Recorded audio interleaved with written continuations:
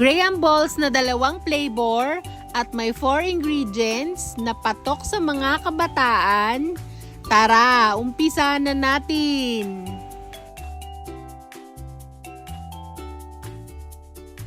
Ang una nating ingredients, ang ating condensed milk. Ang brand po nito ay Jersey. Ayan, sisimutin lang natin yung nasa lata. Kung gusto niyo po ng ganitong mga video, please like and subscribe to our YouTube channel. Thank you and God bless! Ang second ingredients ay 1/4 cup ng evaporated milk. Ang purpose po nito para po hindi ganun katigas ang ating Graham balls. Tapos hindi rin ganun katamis ang ating Graham balls. Imimix lang natin ito. Pwede po bang maglambing? Paki-comment naman po kung saan ang inyong location para malaman ko po kung saan umaabot ang ating mga videos. Maraming salamat! Ang third ingredients, ang ating Graham powder.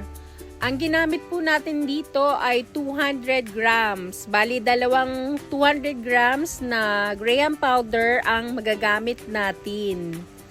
Ayan, imimix lang natin ito.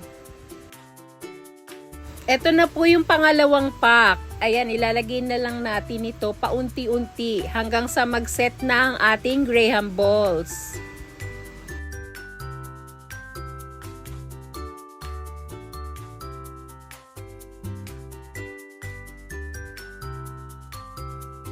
At kapag nag-form na po ng dough ang ating Graham, isi-set aside muna natin ito. Bali, lalagyan natin ng cling wrap or malinis na towel ang ating Graham. I-rest lang muna natin ito hanggang sa ma-absorb niya lahat ng liquid. 10 to 15 minutes po. At para naman po sa pang-coat ng ating Graham balls, gagamit tayo ng ating Bear Brand powdered milk. Bali, 2 po yung gagamitin natin.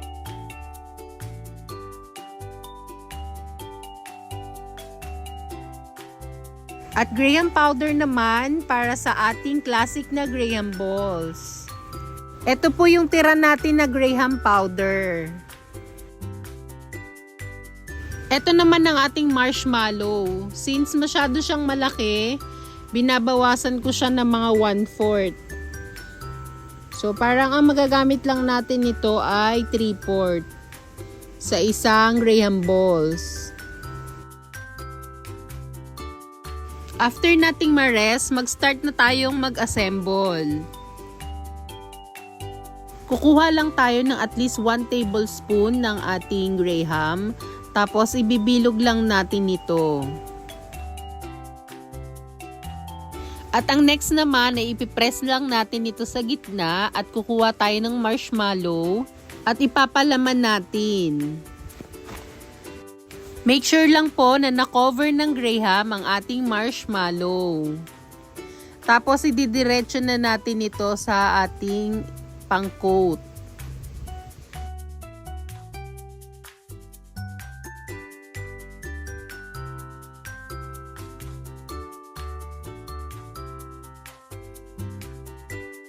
Tips lang po, mas madali pong i-coat ang ating Graham balls kapag kabibilog lang nito. Kung gusto nyo po ng ganitong mga video, please like and subscribe to our YouTube channel. Thank you and God bless!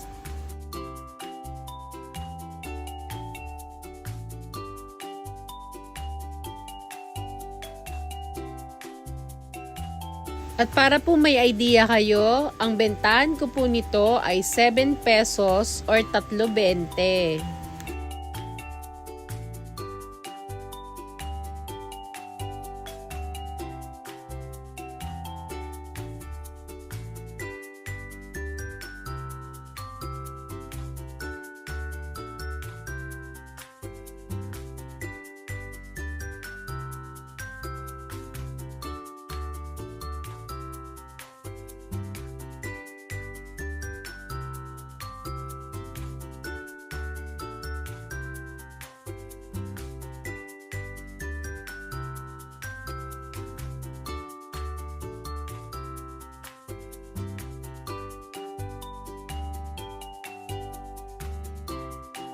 Nakagawa po tayo ng 56 pieces ng Graham balls.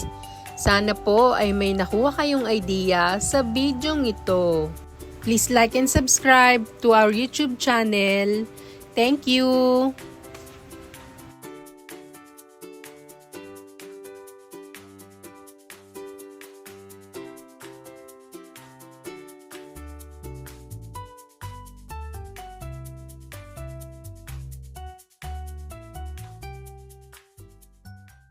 Gawa tayo ng masarap na dessert using Graham na pang negosyo. Tara, umpisa na natin.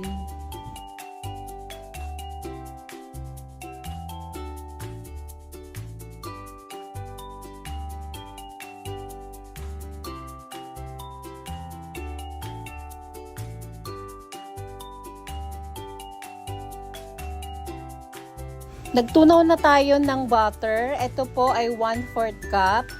Tapos mag-add po tayo ng 1/2 cup ng light brown sugar.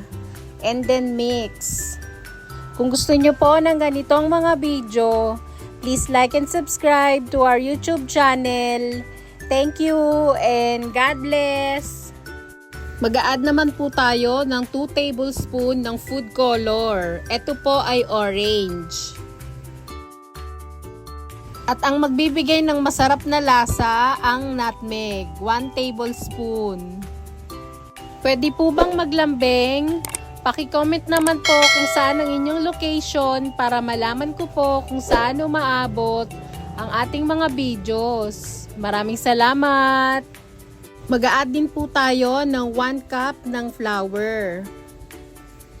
Imimix lang natin itong mabuti. Nag-add pa po tayo ng 1/2 cup ng flour. Tapos gumamit na tayo ng gloves para po mas madali natin ma-mix yung ating mixture. Lulutuin na po natin ang ating buttercup powder. 2 minutes lang natin tong isasalang sa medium heat. At yun po, halo ng halo para po maiwasan natin na masunog. At kapag luto na po, isi-set aside muna natin ito. Gagawa naman tayo ng Graham balls na dough. Gagamit po tayo ng 1 can ng condensed milk. Ang brand po na ginagamit namin ay Jersey. 1/4 cup ng evaporated milk para po hindi ganon katamis at hindi mahirap haluin. Maglalagay din tayo ng 1 tablespoon ng nutmeg para po yung Graham balls natin ay lasang buttercup. Sana po ay may nakuha kayong idea sa video ito. Please like and subscribe to our YouTube channel. Thank you and God bless! Ilalagay na po natin yung ating 2 pack ng 200 grams ng Graham powder.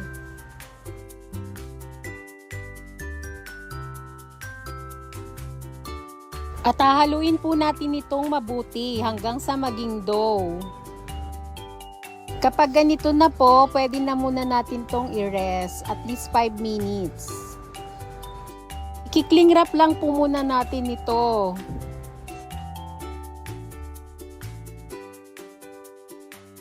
Mag-a-assemble na po tayo ng ating Graham balls. Kung meron po kayong pang scoop, at least 1 tablespoon po yung kailangan natin ng Graham balls na dough. Ayan po, ipipress lang natin ito sa gitna para po mailagay natin yung ating marshmallow. Tips lang po, since malaki po yung ating marshmallow, hinati ko po ito sa gitna. Ayan, tapos i-coat na natin ito ng buttercup powder. Tapos gagawin lang natin ito hanggang sa maubos na natin yung ating dough. At para po may idea kayo, ang bentahan ko po nito ay 7 pesos. 20 pesos naman kapag tatlo. Nakagawa po tayo ng 60 pieces ng buttercup Graham balls. Sana po ay may nakuha kayong idea sa bidyong ito. Please like and subscribe to our YouTube channel. Thank you and God bless!